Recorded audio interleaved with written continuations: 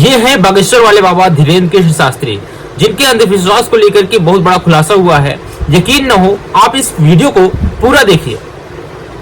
इस व्यक्ति को तो आप पहचानते ही होंगे, पहचानेंगे भी कैसे नहीं, जिसकी पहचान बनाने के लिए देश का सबसे अमीर सेठ खड़ा हो, पूरी सत्ता जिसके लिए मेहनत कर रही हो और पूरा सिस्टम जिसकी पहचान में अपनी पहचान को गिरवी रख चुका हो, उसे पहचानना तो पड़ेगा ही, नहीं पहचानेंगे तो जाएंगे कहां। इस व्यक्ति का नाम है धीरेन्द्र। बहुत सारे लोग इसे बागेश्वर बाबा के नाम से भी जानते हैं। हाल फिलहाल में इसके नफरती बयानों और फ्रॉड भरी बातों यानी अंधविश्वास वाली बातों को लेकर भारत की ही एक संस्था ने एक्शन लिया है। यानी कहा गया है कि ये आदमी सरेआम अंधविश्वास फैला रहा है, विभाजनकारी बातें कर रहा है। वीडियो को डिलीट करो, पूरी कहानी आपको बताएंगे, बड़ी जबरदस्त है। आप इसके भक्त हो या नहीं, पूरा मामला सुनिएगा जरूर। वीडियो में जितना आगे बढ़ते जाएंगे आपकी खोपड़ियां चकराती जाएगी। इस वीडियो में हम देखेंगे कि कैसे देश का सबसे अमीर सेठ अपने नफरती चैनल के नफरती लपटझंडिसों के द्वारा तथाकथित नफरती बाबाओं को बिठाकर नफरत फैला रहा है, पूरे देश में अंधविश्वास फैला रहा है। और तो और सेठ और इसका चैनल इतना बदमाश है, इतने बड़े गुंडे हैं ये सब कि वीडियो हटाने के आदेश के बावजूद वीडियो को हटाया नहीं गया। पूरी कहानी सुनने के बाद आपको समझ में आएगा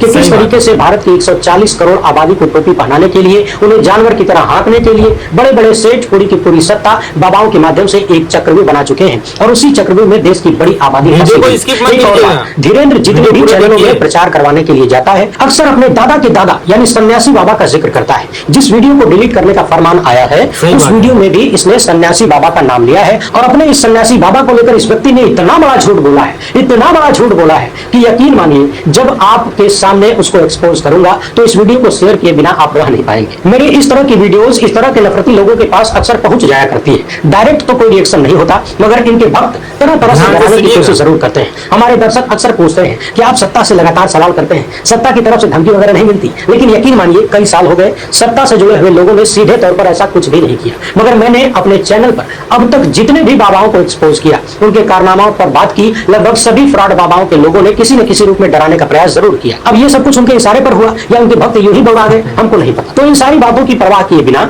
आइए आज देखते हैं कि कैसे ये व्यक्ति अपनी वाक शैली और एक्टिंग का दुरुपयोग करते हुए खुलेआम आपको मूर्ख बना रहा है और किस तरीके से इस सेठ का चैनल जो आदेश आया है वो कहां से आया है। बात करेंगे कि उस वीडियो में क्या था, किन किन मुद्दों पर बात हुई और इसके बाद देखेंगे कि अपने तथाकथित सन्यासी बाबा को लेकर धीरेन्द्र ने कितना बड़ा झूठा दावा किया है। हमारे देश में समाचार प्रसारण एवं डिजिटल मानक प्राधिकरण नाम की एक संस्था है जो कि स्वतंत्र निकाय है। खुद न्यूज ब्रॉडकास्टर्स और डिजिटल एसोसिएशन ने ही इसे बनाया है संबंधित शिकायतों के निपटारे के लिए। इस प्राधिकरण ने इंद्रजीत घोरपड़े की शिकायत पर आदेश पारित किया है। ये शिकायत न्यूज 18 इंडिया चैनल पर प्रसारित बाबा बागेश्वर एक्सक्लूसिव इंटरव्यू नाम के शो के बारे में थी।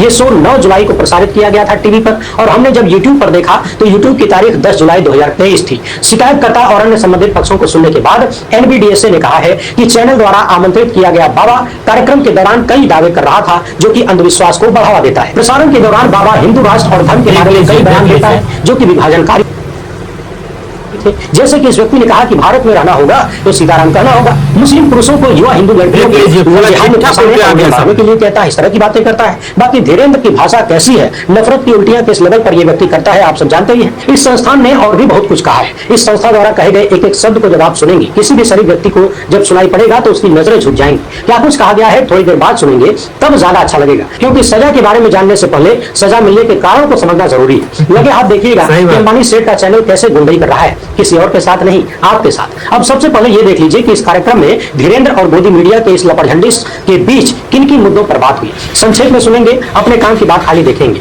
और इसी में मिलेगा धीरेन्द्र द्वारा दादा के दादा के बारे में बोला गया भयंकर वाला झूठ, ऐसा दावा जो कि संभव ही नहीं है। कार्यक्रम की शुरुआत में धीरेन्द्र नाम का ये स्वघोषित शास्त्री कहता है कि मैं कोई ईश्वर नहीं हूँ, महापुरुष भी नहीं हूँ, मेरे दादाजी हनुमान जी के साक्षात आकार थे, महापुरुष थे, उन्हीं के आशीर्वाद से सब कुछ चल रहा है। मेरे दादा के पास बड़े बड़े अफसर बड़ी बड़ी गाड़ियों से आया करते थे, किसी की भैंस खो गई, बकरी खो गई, कोई अपनी बीमारी की समस्या लेकर हमारे गुरु बाबा के पास आता था और उनकी कृपा से सब पता चल जाता था। बाबा बता देते थे कि तुम्हारी भैंसिया यहाँ से इतनी दूर पर है, जाओ ले लो। और लगभग 6 मिनट के आसपास धीरेन्द्र ये दावा करता है कि उसके दादा के दादा श्री सन्यासी बाबा ने 1.25 करोड़ हनुमान चालीसा का पाठ करके हनुमान जी को प्रकट किया था और प्रकट होने के बाद हनुमान जी ने कहा था कि जाओ अब इस धाम पर जो भी आएगा वो झोली भर के जाएगा। मैं जो कर रहा हूँ वो नया नहीं है, हमारी परंपरा है लोगों के विचार बताना, समाधान बताना। दादा गुरुजी के जो दादाजी थे श्री सन्यासी बाबा, जिनका हम जयकारा लगाते हैं, उन्होंने 1.25 करोड़ हनुमान चालीसा का पाठ करके हनुमान जी को प्रकट किया। हनुमान जी ने प्रकट होकर कहा था साक्षात्कार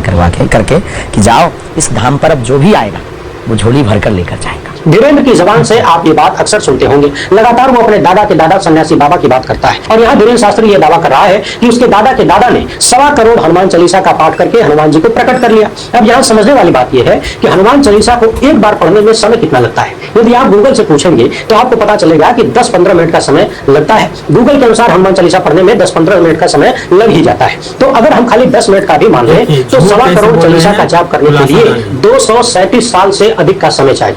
ये गणित बड़ी आसान है। आप 1.25 करोड़ में 10 का गुणा करें तो टोटल मिनट आ जाएगा, फिर 60 से भाग करेंगे तो घंटे में समय मिल जाएगा, फिर 24 से भाग करेंगे तो दिनों की संख्या मिल जाएगी, फिर 365 से भाग करेंगे तो वर्ष मिल जाएगा। यदि हम 10 मिनट का समय मानते हैं तो 1.25 करोड़ बार चालीसा पढ़ने के लिए 237 साल से भी ज्यादा यानी मोटा मोटी 238 वर्षों की जरूरत होती है अगर आप लगातार चालीसा पढ़ते रहे। लेकिन तभी मेरे दिमाग में आया कि कायदे से पढ़ने में यानी गा के पढ़ने में हो सकता है 10 मिनट लगता हो, किसी को कंठस्थ हो तो वो जल्दी जल्दी पढ़ ले, जय हनुमान ज्ञान गुण सागर जय कपीस तिहुँ को उजागर, तो वो 5 मिनट में ही खत्म कर सकता है। तो हमने सोचा क्यों ना 5 मिनट का ही हिसाब जोड़ ले। तो 5 मिनट का समय लगाने पर भी हमें 118 वर्षों की जरूरत होती है। फिर हमें लगा कि हो सकता है बढ़ के प्रकांड रहे हो और तेजी से पढ़ लेते हो, मने मन पढ़ लेते हो, 2.5 मिनट में ही पढ़ लेते होंगे। तो हमने 2.5 मिनट का भी हिसाब निकाला। 2.5 मिनट में भी अगर पढ़ लेते हैं तो कम से कम 60 साल लगातार पढ़ना पड़ेगा। अब सवाल यह है कि धीरेन्द्र के दादा कितने साल जीवित रहे कि उन्होंने 60 साल लगातार हनुमान चालीसा पढ़ा 1.25 करोड़ बार। क्या उनके जीवन में और कोई काम नहीं था? पैदा होते ही बोले कि लाओ भैया हनुमान चालीसा लाओ, हम बैठ के पढ़ेंगे, और पढ़ते पढ़ते 60 साल गुजार दिया। क्या उन्होंने अपने जीवन में और कुछ भी नहीं किया? और यदि कुछ भी नहीं किया तो धीरेन्द्र कहां से आ गए? इनका परिवार कहां से आ गया? जाहिर सी बात है पारिवारिक आदमी थे। इस दावे को क्या माना जाए? क्या ये किसी भी रूप में आपको संभव लगता है कि कोई व्यक्ति इतने सालों तक चालीसा पढ़ता रहे, वो भी जिसका अपना परिवार हो, घर बार हो? इस पर्दाफाश पर आप क्या विचार रखते हैं? कमेंट बॉक्स में जरूर लिखिएगा। अब आगे सुनिए धीरेन्द्र का आगे का दावा क्या है। ये व्यक्ति कहता है कि ये कोई जादू नहीं है, ये परंपरा है। जो पर्चे पर लिख जाता है गुरु कृपा से यथार्थ हो जाता है, यानी जो सच होता है वो नहीं लिखा जाता है, जो लिख देते हैं वही सच हो जाता है। अपनी बात में दम लाने के लिए ये व्यक्ति रामायण लिखने वाले वाल्मीकि का उदाहरण देता है और तो और अपने बारे में सरासर बकवास दावा करते हुए कहता है कि मैं स्कूल में पढ़ता था तो सभी सहपाठियों का रिजल्ट बता देता था जो आने वाला है। सब पूछते थे कि बताओ हमारा कितना % आएगा, मैं बोल देता था कि तुम्हारा 55% बन रहा है, मेहनत करो 60% बन जाएगा। शिक्षक कहते थे कि स्कूल मत आया करो, प्रिंसिपल भी बोलते थे कि स्कूल मत आया करो, तुम्हारा नाम नहीं कटेगा। क्योंकि मैं स्कूल जाता था तो कई क्लास के बच्चे इकट्ठा हो जाते थे, लगते थे हाथ दिखाने। यहीं पर ये व्यक्ति बोल रहा है कि अगर हम पढ़ लिए होते तो आज यहाँ न बैठे होते। अब सोचिए क्या ये शिक्षा के खिलाफ माहौल बनाने जैसी बात नहीं है? वैसे भी जब लोग अशिक्षित होंगे तभी तो इनके जैसों की दुकान चलेगी। और भारत में तो बड़ी बड़ी डिग्रियां लिए हुए लोग भी स्वघोषित बाबाओं के चरणों में जाके लौट जाते हैं, तो अनपढ़ों से उम्मीद भी क्या की जा सकती है? इसके बाद अंबानी के चैनल का ये नफरती एंकर पूछता है कि क्वेश्चन पेपर आपको पता चल जाता था? तो धीरेन्द्र कहता है कि अपने लिए कभी भी इन चीजों का, इन शक्तियों का, ये जो भी है उसका प्रयोग नहीं किया और किसी की इच्छा के बिना उसके बारे में जानना हमारी सिद्धि के प्रोटोकॉल में नहीं है। और आगे धीरेन्द्र खुद ही अपनी जबान से यह भी कह रहा है कि हमारे यहाँ एक जिला है पन्ना, वहाँ हीरा मिलता है। शुरुआत में हमने भी अपनी सिद्धि का प्रयोग करते हुए 2-4 खेल किए, बाद में गुरुजी ने मना कर दिया, कहा कि उचित नहीं है। बहुत सारे लोग हमारे पास हीरे की जानकारी पूछने आते थे, हम बता देते थे, लोगों को हीरा मिलने लगा, मिल गया, लोग हमको खदानों तक ले जाने लगे, कईयों को हीरा मेरा प्रचार हो गया। यानी धीरेन्द्र टीवी पर बैठकर पूरे देश के सामने ये दावा करता है कि वो कोयले की खदान में हीरे का पता बता सकता है और बताता भी है, बताया भी है और हीरा मिल भी जाता है। इस व्यक्ति ने खुलेआम ये भी दावा किया कि हम भी जाकर ले आए थे, छोटे छोटे थे, उस भूमि ने हमारा सम्मान किया था। एक 15,000 में बिका, एक 27,000 में बिका,